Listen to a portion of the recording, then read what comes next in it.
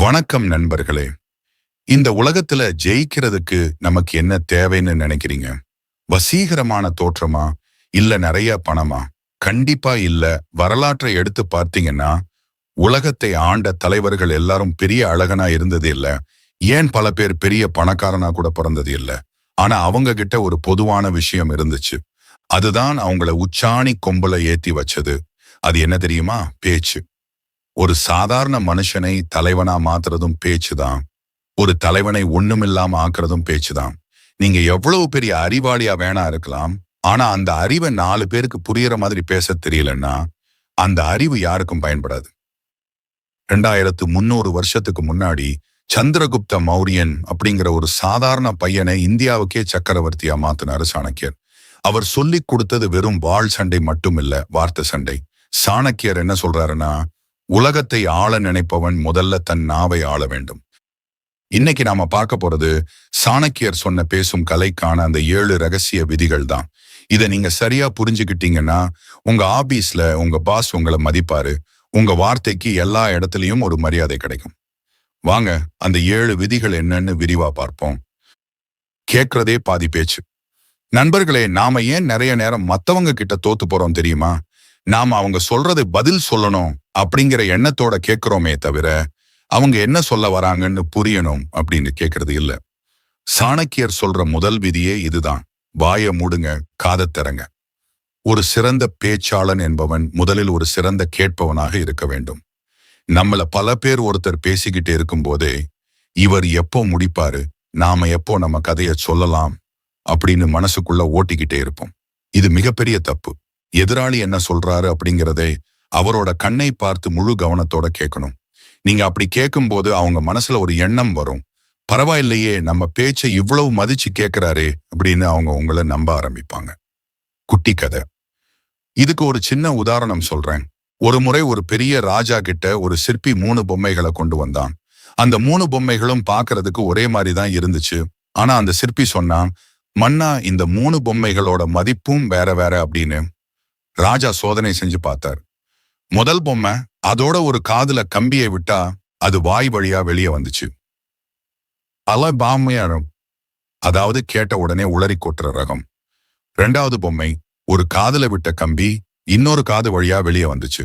அவசியமாம், அதாவது ஒரு காதுல வாங்கி இன்னொரு காதுல விடுற ரகம். 3வது பொம்மை, ஒரு காதுல விட்ட கம்பி நேரா பொம்மையோட வயித்துக்குள்ள போச்சு. அதாவது மத்தவங்க சொல்றத உள்வாங்கி ரகசியம் காத்து நிதானமா செயல்படுற ரகம். அந்த 3வது பொம்மை தான் மிக உயர்ந்ததுன்னு ராஜா சொன்னார். சாணக்கியரும் இதைத்தான் சொல்றாரு. எதிராளியோட மன ஓட்டத்தை அவங்க பேச்சின் மூலமா உள்வாங்கிறவன் தான் உண்மையான அறிவாளி. அவங்க பேசி முடிச்சதும் அவங்க சொன்னதுல இருந்து ஒரு சின்ன பாயிண்டை எடுத்து பேசுங்க. நீங்க சொன்னது சரிதான் சார், ஆனா அப்படின்னு ஆரம்பிங்க. அப்போ அவங்க உங்க பேச்ச வேதவாக்கா கேட்பாங்க. இதுதான் பேசாமலேயே மத்தவங்களை உங்க பக்கம் இழுக்கிற முதல் தந்திரம். இனிமை எனும் ஆயுதம். நான் எப்பவுமே உண்மையைத்தான் பேசுவேன், மூஞ்சியில அடிச்ச மாதிரி தான் பேசுவேன் அப்படின்னு நம்ம ஊர்ல சில பேர் பெருமையா சொல்லுவாங்க. ஆனா சாணக்கியர் என்ன சொல்றாரு தெரியுமா? அப்படி பேசுறது வீரம் இல்ல, அது முட்டாள்தனம். கசப்பான உண்மையை கூட இனிமையா சொல்ல தெரிஞ்சவன் தான் உண்மையான ராஜதந்திரி. சத்தியம் பேசுறது தர்மம் தான். ஆனா அந்த சத்தியத்தை மத்தவங்க மனசு கஷ்டப்படாம பக்குவமா சொல்லணும். நீங்க ஒருத்தர் கிட்ட போய் நீ செஞ்சது தப்புடா முட்டாளே அப்படின்னு சொன்னீங்கன்னா அவர் உங்களுக்கு எதிரியா மாறிடுவார்.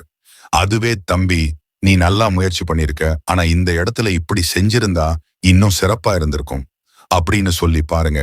அவர் உங்க விசிறியா மாறிடுவாரு. உங்க நாக்குல விஷம் வேணாம், தேன் இருக்கட்டும். சாணக்கியர் இதுக்கு ஒரு அருமையான உதாரணம் சொல்றாரு. ஒரு காட்டுக்குள்ள போனீங்கன்னா அங்க நேரா வளர்ந்து நிக்கிற மரங்களைத்தான் முதல்ல வெட்டுவாங்க. ஆனா கோணல் மாணலா இருக்கிற மரங்கள் தப்பிச்சிடும். அதே மாதிரிதான் வாழ்க்கையிலையும் அளவுக்கு மீறிய முரட்டுத்தனமான பேச்சு உங்களுக்கு எதிரிகளைத்தான் உருவாக்கும். கசப்பான மருந்தை குழந்தைகளுக்கு கொடுக்கும்போது அதுல கொஞ்சம் தேன் கலந்து கொடுத்தா அவங்க விரும்பி குடிப்பாங்கள, அது மாதிரிதான் உண்மையும். உண்மையை தேன் கலந்து இனிமையா சொல்ல பழகுங்க. ஒருத்தரை விமர்சனம் பண்ணும்போது முதல்ல அவங்க செஞ்ச நல்ல விஷயத்த பாராட்டுங்க. அப்புறம் திருத்த வேண்டிய விஷயத்த மென்மையா சொல்லுங்க. அப்போ அவங்க அதை தப்பா எடுத்துக்காம உங்களை ஒரு நல்ல வழிகாட்டியா பார்ப்பாங்க. நாம சில நேரத்துல ரொம்ப நல்ல விஷயத்த தான் சொல்லியிருப்போம். ஆனா அங்க இருக்கிறவங்க நம்மள ஒரு மாதிரியா பார்ப்பாங்க. ஏன்னு தெரியுமா? நாம என்ன பேசணும்னு யோசிச்ச அளவுக்கு எங்க பேசணும்னு யோசிக்கல. சாணக்கியர் சொல்ற 3வது விதி, இடம், பொருள், ஏவல். அறிவாளிகள் சபையில அறிவா பேசுங்க, முட்டாள்கள் சபையில அமைதியா இருங்க. ஒரு கல்யாண வீட்டுக்கு போய் அங்க சோக கதையை பேசக்கூடாது. அதே மாதிரி ஒரு துக்க வீட்டுல போய் ஜோக் அடிக்க கூடாது. நம்மள பல பேருக்கு பல்பு வாங்குறதுக்கு காரணமே இதுதான். சம்பந்தமே இல்லாத இடத்துல சம்பந்தமே இல்லாத விஷயத்த பேசுறது. நீங்க பேச ஆரம்பிக்கிறதுக்கு முன்னாடி ஒரு செகண்ட் யோசிங்க. 1, இது பேச வேண்டிய இடமா? 2, இது பேச வேண்டிய நேரமா? 3வது, இவங்க நம்ம பேச்ச கேட்கிற மனநிலையில இருக்காங்களா? 4, இதுக்கு ஒரு சின்ன கதை இருக்கு. ஒருத்தர்கிட்ட ஒரு விலை உயர்ந்த வைரம் இருந்துச்சு. அதை எடுத்துட்டு போய் ஒரு இரும்பு கடைக்காரர்கிட்ட காட்டி, இதோட விலை என்னன்னு கேட்டாராம். அந்த இரும்பு கடைக்காரர், இது ஏதோ ஒரு கண்ணாடிகள் மாதிரி இருக்கு, வேணும்னா ஒரு 10 ரூபாய் தர்றேன் அப்படின்னு சொன்னாராம். 5வது, அதே கல்லை ஒரு வைர வியாபாரி கிட்ட கொண்டு போய் காட்டினாராம். அவர் அதை பார்த்த உடனே மிரண்டு போய், இது கோடிக்கணக்கான மதிப்புள்ள வைரம்னு சொன்னாராம். வைரத்தோட மதிப்பு மாறல, ஆனா அதை காட்டின இடம் தப்பு. அதே மாதிரிதான் உங்க பேச்சும். தகுதியற்ற இடத்துல நீங்க பேசுற தகுதியான பேச்சு கூட குப்பைக்கு தான் போகும். உங்க பாஸ் கிட்ட பேசுற பணிவு உங்க நண்பன் கிட்ட இருக்கக்கூடாது. உங்க நண்பன் கிட்ட பேசுற கேலி உங்க பாஸ் கிட்ட இருக்கக்கூடாது. யாருக்கிட்ட பேசுறோம் அப்படிங்கிறத பொறுத்து உங்க பேச்ச மாத்திக்கோங்க. நாம சில பேர் பேச ஆரம்பிச்சா 1 மணி நேரம் ஆனாலும் முடிக்க மாட்டாங்க. ஆனா அவங்க என்ன சொல்ல வராங்கன்னு யாருக்குமே புரியாது. சாணக்கியர் சொல்ற 4வது விதி என்ன தெரியுமா? அளந்து பேசுங்க, நச்சுன்னு பேசுங்க. அதிகமா பேசுறவன் என்னைக்காவது ஒரு நாள் கண்டிப்பா உளறிடுவான். வார்த்தைகளை அளந்து பேசுறது தான் ஒரு புத்திசாலியோட அடையாளம். தங்கத்தை எப்படி கிராம் கணக்குல அளந்து கொடுப்போம், அதே மாதிரிதான் வார்த்தைகளையும் அளந்து வீசணும். நீங்க மணிக்கணக்கா பேசுறதை விட நச்சுன்னு 4 வார்த்தை பேசினா அது மத்தவங்க மனசுல ஆழமா பதியும். சாணக்கியர் சொல்றாரு, முட்டாள்கள் தான் அதிகமா பேசுவாங்க, ஆனா அறிவாளிகள் மௌனத்தை ஒரு ஆயுதமா பயன்படுத்துவாங்க. நீங்க பேசுற ஒவ்வொரு வார்த்தையும் ஒரு குண்டு மாதிரி வெயிட்டா இருக்கணும். இதுக்கு ஒரு சின்ன கதை இருக்கு. ஒரு குளத்துல ஒரு நாரையும் ஒரு தவளையும் இருந்துச்சாம். அந்த நாரை எப்பவும் வாயை திறந்துகிட்டே, நான் அப்படி பறப்பேன் இப்படி பறப்பேன்னு பெருமை பேசிக்கிட்டே இருக்குமாம். ஒரு நாள் ஒரு வேடன் அங்க வந்தான். நாரை பேசுற சத்தத்தை வச்சு அதை ஈஸியா கண்டுபிடிச்சு புடிச்சிட்டான். ஆனா அந்த தவளை அமைதியா சேத்துக்குள்ள ஒளிஞ்சுகிட்டே இருந்துச்சு. நாரை அதிகமா பேசுனதுனால தன்னோட உயிரையே இழந்துடுச்சு. ஆனா தவளை அமைதியா இருந்ததுனால தப்பிச்சது.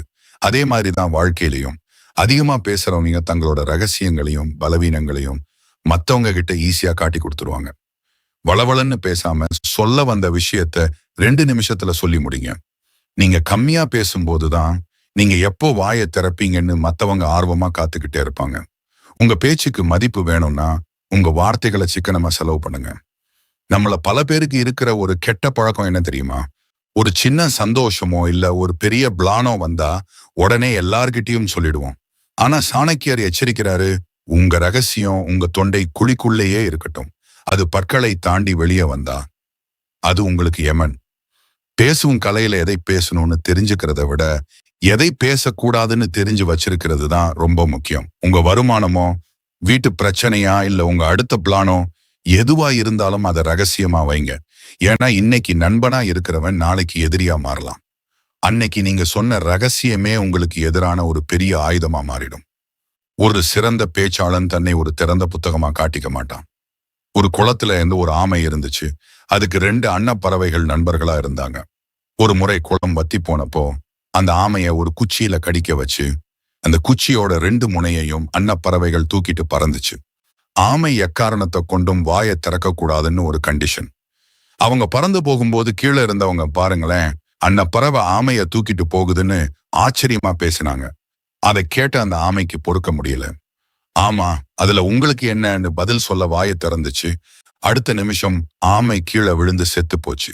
அந்த ஆமை வாயை மூடி ரகசியம் காத்திருந்தா உயிரோட இருந்திருக்கும். அதே மாதிரிதான் நாமளும் தேவையற்ற இடத்துல ரகசியத்தை உளறி நம்மள நாமளே அழிச்சுக்கிறோம். உங்க பலவீனத்தை யார்கிட்டயும் சொல்லாதீங்க. எதை சொல்லணுமோ அதை மட்டும் சொல்லுங்க. எதை மறைக்கணுமோ அதை சாமர்த்தியமா மறைங்க.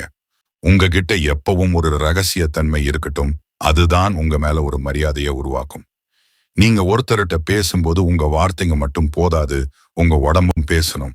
நீங்க என்னதான் அறிவாளியா பேசினாலும் குனிஞ்சுகிட்டோ இல்ல நகத்தை கடிச்சுக்கிட்டோ பேசினா நீங்க பொய் சொல்றீங்கன்னு மத்தவங்க நினைப்பாங்க. சாணக்கியர் சொல்ற 6வது விதி, உங்க வார்த்தையை விட உங்க கண்கள் அதிகமா பேசணும். பேச்சுங்கிறது வெறும் வாய் வார்த்தை மட்டும் இல்ல, அது உங்க ஆளுமையை காட்டுற ஒரு கண்ணாடி. நீங்க பேசும்போது பயத்தோடவோ இல்ல தயக்கத்தோடவோ இருந்தா யாரும் உங்களை மதிக்க மாட்டாங்க. ஒரு சிங்கத்தோட பார்வை எப்படி தீர்க்கமா இருக்குமோ அப்படி இருக்கணும் உங்க பார்வை. நிமிர்ந்து நின்னு நேருக்கு நேர் கண்ணை பார்த்து பேசும்போதுதான் மத்தவங்களுக்கு உங்க மேல ஒரு நம்பிக்கை வரும். அந்த தன்னம்பிக்கை தான் உங்களை ஒரு தலைவனா அடையாளம் காட்டும்.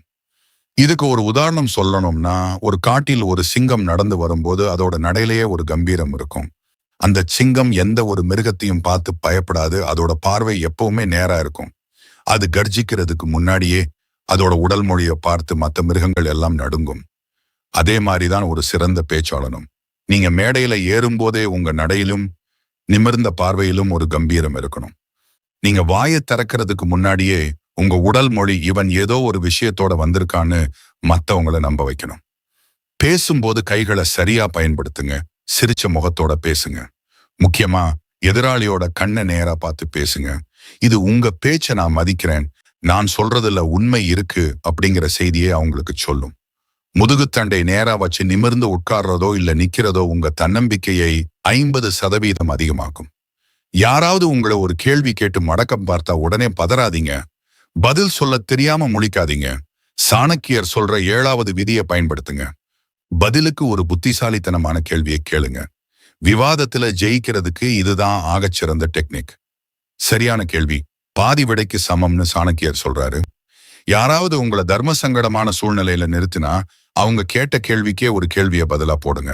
இப்போ பந்து அவங்க கோர்ட்டுக்கு போயிடும். அவங்க யோசிக்க ஆரம்பிப்பாங்க. அந்த கேப்ல நீங்க சாமர்த்தியமா ஜெயிச்சிடலாம். விவாதத்துல ஜெயிக்கிறவன் அதிகமா பேசுறவன் இல்ல, சரியான நேரத்துல சரியான கேள்வி கேட்கிறவன் தான். சாணக்கியரோட வாழ்க்கையில நடந்த ஒரு சம்பவம் இது.